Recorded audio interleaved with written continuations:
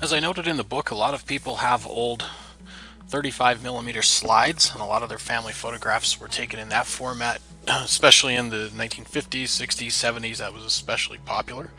And finding a slide projector these days can be difficult, and it's really cumbersome to put them into the magazines and use the slide projector. So converting those over to a digital format can be really useful, and it actually provides a really high quality image since the 35mm film took pretty good pictures. So the tool that I've used to do this is one from Magnasonic, and you can buy it on Amazon. You can see it here.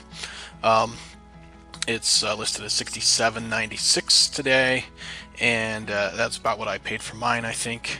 It will also do, in addition to slide 35mm slides, or 135 slides here, you can see 126 slides, 110, they're 110 film, Super 8 film even. It will do still shots of those different frames on that. A few other things there that you can note. It's got a pretty simple menu on it. You can go in and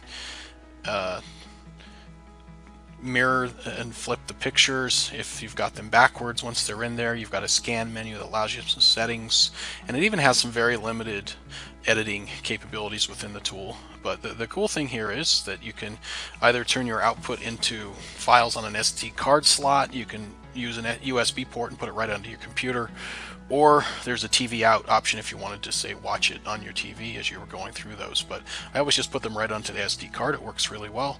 It'll take a shot in about 5 seconds, so you can do, I would say once you're sliding them in and out, you might get 5 or 10 done per minute with this one. There's also a similar product available from Kodak. I think it's a little bit more expensive.